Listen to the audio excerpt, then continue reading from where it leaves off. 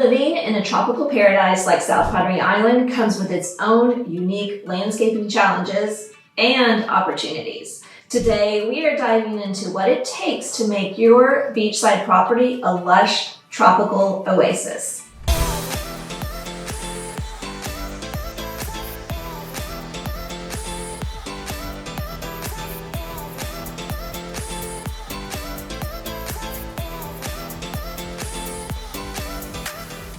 We are meeting with Robert Lewis, an established landscaper here on the island, and we're going to learn about what plants work, which ones don't, and how to take care of them. So let's dive into our interview now. So today we have got Robert Lewis with us, who I'd like to introduce. He works on landscaping down here in our climate, which we're going to talk about today, and some of the plants that do well and don't do well. So Robert, thank you for joining us. I really appreciate your time. So tell me, we want to get an understanding for the tropical plants here that do well. We have an atmosphere of salt air, strong winds at times, and then, direct sun. I think the soil is different. We're in the sandy soil maybe, so you can tell us a little bit more about that. Okay. Yeah. So based on knowing these facts, what are some of the most resilient plants for our coastal area here? Well, most tropical plants do well here. Most of the plants that people use in different locations is strictly indoor plants. Mm-hmm. They'll do very well here. But there's a list of some that are more acclimated to the islands, mm-hmm. and it's just a handful, but they do very well. Mm-hmm. The one is called scabola, okay. beach napaca. Okay. That's a good one. It's a plant that can grow up to about 10 feet, but it likes to be cut back and trimmed and kept in mm-hmm. shape. Mm-hmm. If not, it'll just grow up 10 feet up and 10 feet out. Crazy. Yeah, so keep it trimmed, and it'll do real good. It'll make a privacy fence, or you can keep it at 4 or 5 feet. Okay, so it's thick enough for privacy if you need that, right, along your gate or something. The regular native Texas sage, some people call it cenizo, that does very well too. Uh-huh. Takes the wind, takes all the elements. The freeze that we had just a week or two ago, there was no worry. It didn't take any damage at all. Didn't hurt it. Okay. They also the gray Texas sage comes in another variety called green sage. Okay. And that one is been cultivated to grow a little bit taller, and it has a green leaf instead of the gray leaf, and same toughness, and but it'll also make a good privacy screen. Mm-hmm. It should get up to 7 to 8 feet in a couple years and do real well. Yeah. There's a plant that's not native here, but it's well suited here, called green island ficus. Okay. And it's a green shrub. Mm-hmm. And there again, they seem to really like to be cut back and shaped, mm-hmm. and it just seems to last forever. Yeah. They're sensitive to the freeze, but it has to be into the 20s to do much damage. Okay. But they're real good. Mm-hmm. Again, if you let it go, it'll make a privacy screen. Mm-hmm. If not, it's best to keep it at a shape you want it to be at, okay. and not let it outgrow the height. Then sometimes it's hard to get them back down without them being stemmy and woody mm-hmm. at the bottom. Sea grape is a native tree here. Mm-hmm. It has the round green leaf with the red veins. Yeah. And they can be kept as a bush or let it grow as a tree form. Mm-hmm. And those actually have grapes. They look like grapes. They make a grape, and there's actually a wine can be made out of it. Really? Yeah. So it's not just their seed. No, the little grapes it makes looks uh-huh. like Concord grapes. Yeah. Oh wow, I didn't know that. Learned something new. Then another one that's more like a ground cover would be asparagus fern. Okay.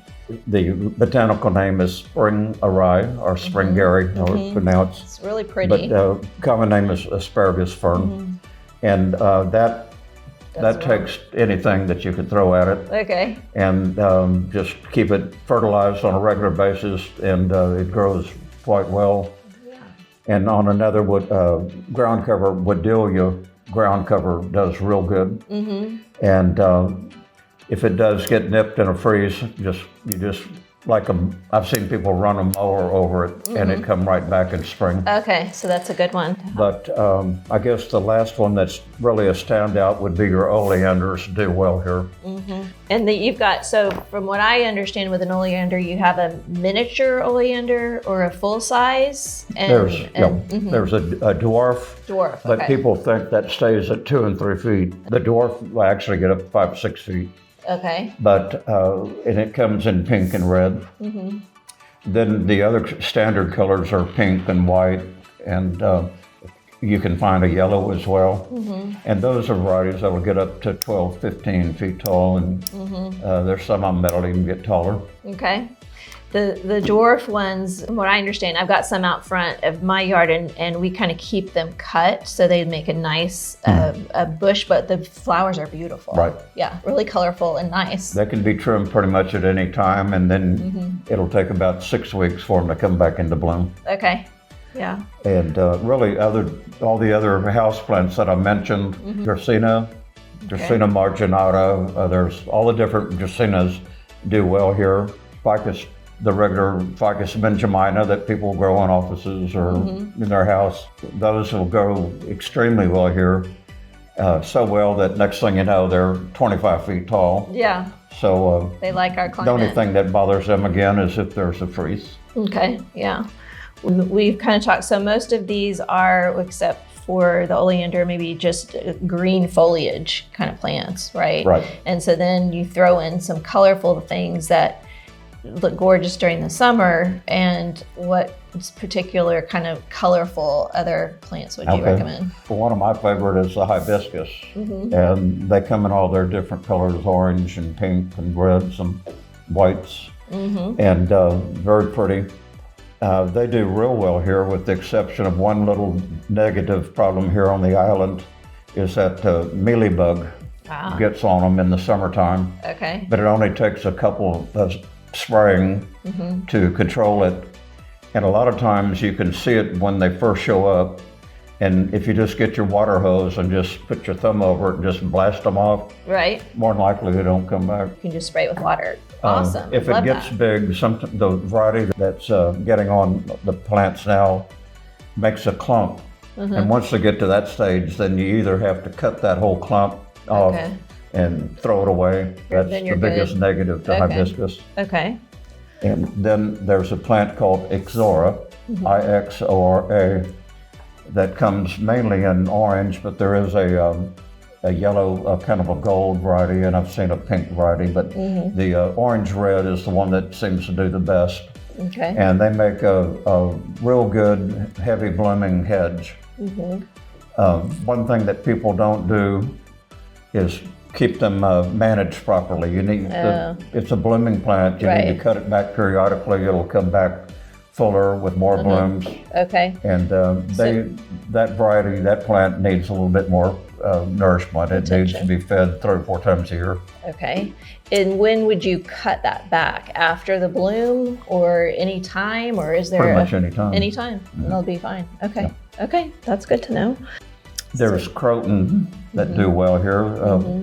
There's one variety that does much better. It's the curled leaf croton. Okay. Tends to be just super hardy for the cold. Yeah. If we do get into the upper 20s, it would drop its leaves. But usually right after that, the warm weather comes up and you see new sprouting leaves coming out. Multicolored leaves, and they do well. Yeah. They're kind of a favorite in landscaping here. Yeah. And I have a bird of paradise, which I absolutely love. I was even surprised. I didn't realize it was in my yard. I think you put it there for me, and it just bloomed, and it was beautiful. Yeah. They do well. Well, just like everything else, they need to be fed continually in this from spring, say March, to October. Okay. Here. So is that one that you need to trim off as well? I need to know that. Like cut them back, or? They grow up and out always, and a lot of times the bottom leaves will turn brown. Yes. And to take care of that, you just pull the leaf down and take your pruners all the way down as far as possible. Okay. And snip it off. Okay. And just pick all the brown ones, and it leaves the plant looking brand new again. Oh, good. And any old bloom spikes that are on it, do the same thing. Okay. Just go down as far as you can and cut it off. Right there. Okay. And they go right back into bloom. Any time of the year, is that fine? Always, again, with tropical plants, spring, summer, and fall. Okay. Okay, good. The shorter days kind of hold them up. No less sunlight. Yeah. All your blooming plants. And there's one real pretty one that's becoming very popular here, in the plumeria tree. I've been involved with plumerias for for decades, and they're one of my favorite pet plants. And right now, if you have them, they've lost all their leaves, probably not blooming. Yeah. But if you can keep them protected, you have to protect them from a freeze. Come around March, they'll just go back into bloom and stay that way until probably November of the next fall. Okay, good. Yeah, we're in February, beginning of February right now. So I'll have to get some photographs or some footage of our beautiful tropical summer blooming, yards to put in here too. There's many of them in the neighborhoods now, over in Port Isabel and here on the island. And they're one of my favorites, and just all different kinds of colors. Yeah. How big does that tree get? Is it Well, there's the problem when the freeze comes. I have several plants at home, and a few weeks ago, they're taller than I can cover. So now I have a garage full of trimmings. okay. That'll be potted up in a couple of weeks. Oh, nice. So you have to continually cut them back to protect them. Okay. Unless you have a real big protected area, a greenhouse or a atrium type situation at your home. That works, yeah. So we don't get a whole lot of cold weather. You've mentioned it a couple of times. When it freezes, it's not every year, right? And it's not for very long if it does. I think we had a cold snap come in recently that was just one night with that cold weather. Is that right? I'm thinking that's it. And so down to 30 degrees here. So, but it blew in and blew out. Blew out, yeah. So as far as protecting your plants, when that does happen, or you hear that it might be getting that cold, tell me about what you recommend as far as wrapping or not. Yep. I covered some of mine at my house, and there's a product called floating row cover that's becoming real popular for plant protection now, and it was intended for vegetable crops. Oh. And they spread it out over the vegetables and then just let it, just go float up and down with the wind. Okay. And you can leave it on, the sun goes through it. But for tropical plant protection, it works real well. And what I do is I'll wrap a plant 2 or 3 different times in it and lay the excess on top. Okay. And then I'll put a wrap on it. And if you can, what I've used on a lot of my plants for these large trash bags that are heavy duty, and put them on, and then I wrap them tight with some duct tape so they're not popping in the wind. The wind just will want to shred it. Yeah. But they did very well. Oh, and, good. Okay. Large plastic sheets work. It's good if you have like bed sheets or something to put over the plant to where the plastic isn't touching the leaves. Oh, in between. Right. Okay. If it's 30 degrees on the underneath, on top of the plant, it's 30 degrees on the plant. So if you have some cloth or something, or this floating row cover, it gives you a barrier. And that floating row cover can almost make about a 5-degree difference. Really? Yep. Interesting. I've found in the last few years it really has helped my plumeria trees. Okay. Good. So we kind of talked about the insects, mealybug you mentioned. Are there any other animals or anything else that you need to look out for disease-wise, or certain plants that tend to attract a rabbit or whatever? Well, nearly all plants in the spring tend to get aphid growth on the newest growth out there. There again, like I said, washing them off. If you can water blast them off. Yeah. If you do that once, a lot of times they never come back. Okay. Aphids, there's on bougainvilleas, There's a specific worm down here that gets to them, and they'll eat on the prettiest part of the growth, the bloom. Yeah. And they work from the bloom down to eat the foliage and eat the flower. Wow. But that's it's a worm, and there's a biological worm spray is what you need to. Okay. There's a name. Thuricide is, if you ask for that, most people have that. You just spray it on, it's safe, and whenever the caterpillar or worm or whatever eats it, then it reacts with their stomach enzymes and takes them out. Perfect. Most of the other insects, scale is a problem. Scale is a big problem down here on sago palms. Okay. And the problem is, a lot of people, there again, don't trim them. And after a year or two, they get the bottom growth growing up. Next thing you know, there's no circulation of air around the base of the plant. And in those areas, there's a white, it's the scale that gets on them. And pretty devastating to it. So it's best not to get that. If you see it, you can control it with neem oil spray. Does real good. So not trimming, let's talk about palm trees, because we've got different varieties here, and some are more expensive than others. But let's go back to this, what you just mentioned. So trimming the bottom or the base of the palm tree, or cleaning it, keeping it pruned. Is that what you mean?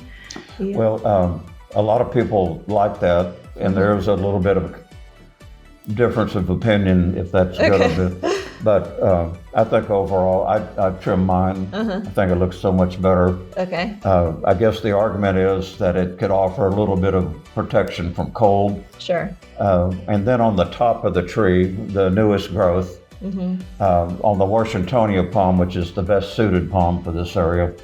They grow fast, and as they push out a lot of new green growth, the old brown growth folds up underneath. Right. And doesn't look real good. Right. Some people do like it. Yeah. And then part of that argument is there's a lot of wildlife in there. Many times you go in, there'll be bats, bees nest, and living inside that heavy laying brown palm leaves up there. Environmental concerns, people say it's best not to do that. So tell me about the other types of palms here that do well, and that, kind of the variety. Right. Let me skip back to the palm shag. They call it when the brown goes down and it starts to called a shag. Referred to as shag. And owls like to nest in them. Really? And a bunch of different birds. So the orioles, that type of thing. So that's part of the controversy. It's fairly legitimate. But the Washingtonia palm it's Washingtonia robusta. They're also called Mexican fan palm, and they're the best suited here. They grow fast and grow very well here. There's another variety of those called Washingtonia folifera. And those have bigger trunks usually. The common name for those is California fan palm. And they seem to take a little bit more cold. I don't think there's a real worry about them freezing. But they're definitely well suited. They have a little bit larger frond and a much larger trunk, more of a stately looking tree than the robusta. The next in popularity is the Texas sable palm, which is a true native to this region. And very cold tolerant.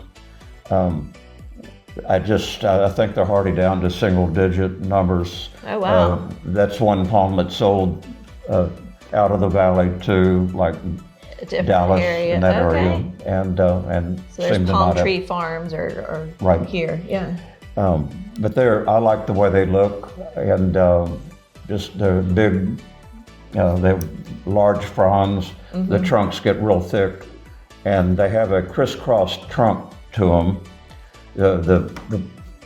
They call them palm boots. And if you pull them off, it looks like a pair of boots in there. But that can be trimmed off as well and make a clean trunk. And anyway, they're a very popular palm tree. There's another one, Chinese fan palm, which is real popular. And again, for cold tolerance, more than likely won't never freeze here. They have palm fronds like the the Washingtonia palms. Almost look identical, kind of a different shade of green to them. Okay. They're a palm that needs to be fed a little bit more and watch the soil a little bit more to the acidic side. But people like them because they don't grow as fast as the others.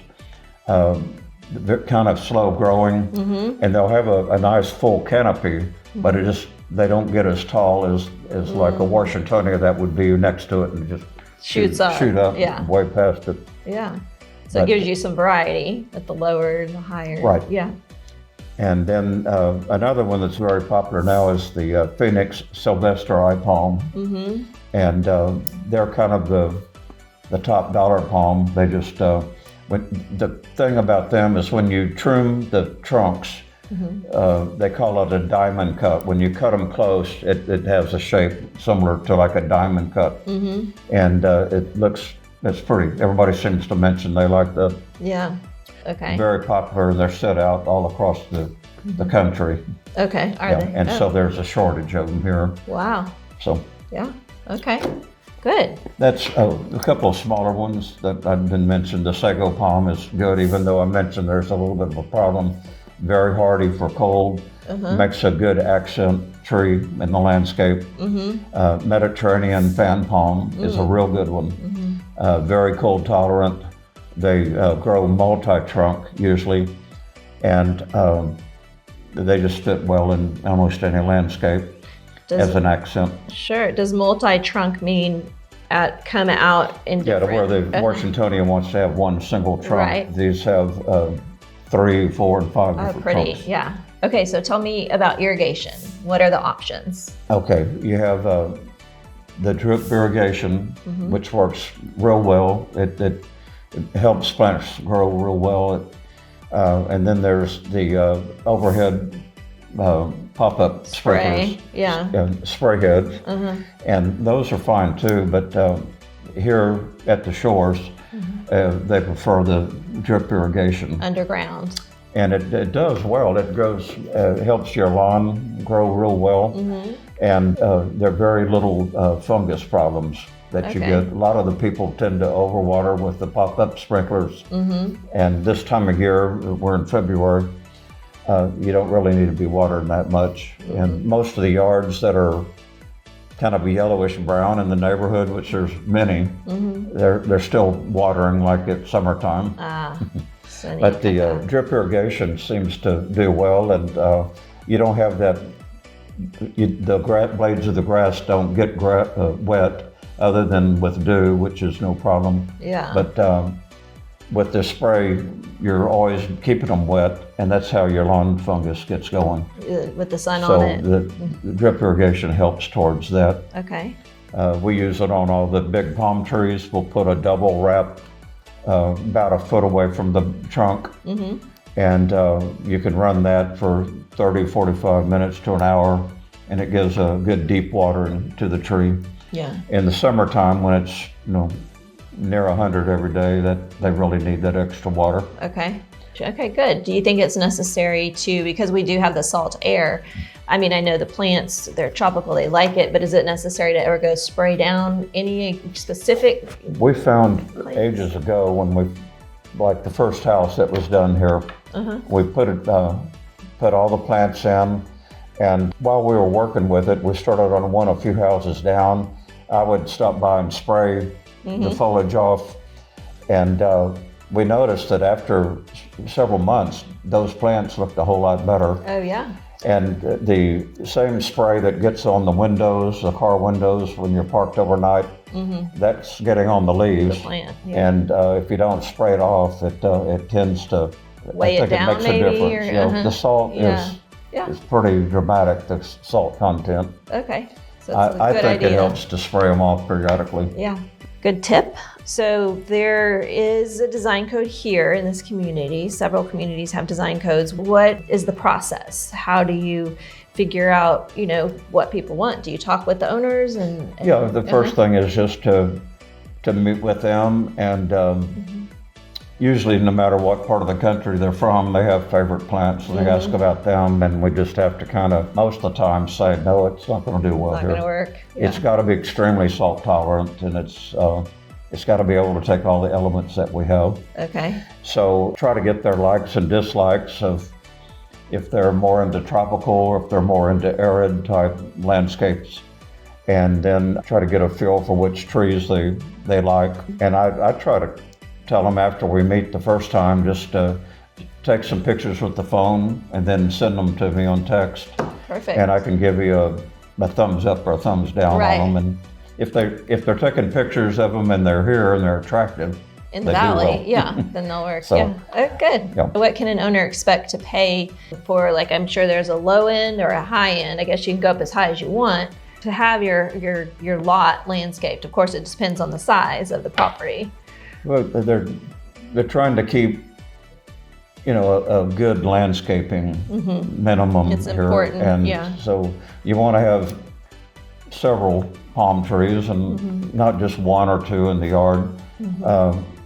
Put maybe 6, Okay. 8 or more. Yeah. And a lot of some of the bigger houses, when we first started, wanted the palm grove effect.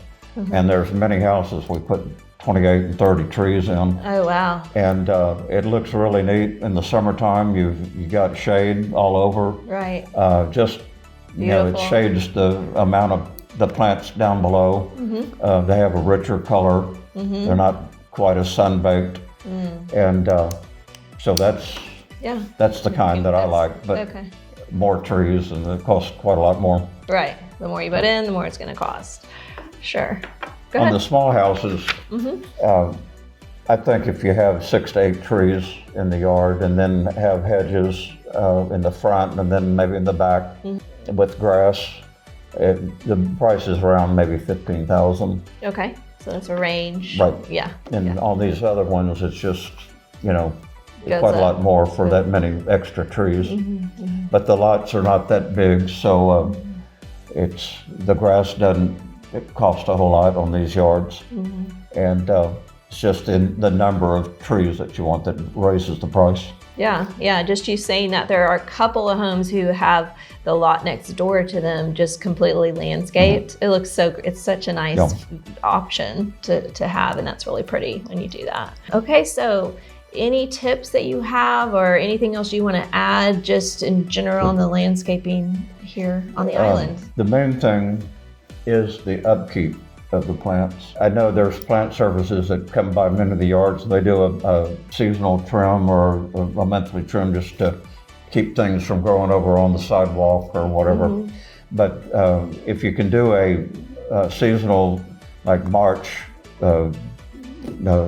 like Memorial Day, Labor Day, through the season, that tends to work best. And do a pretty good cutback on your flowering things. If you give them a good trimming, you can shape them however you want.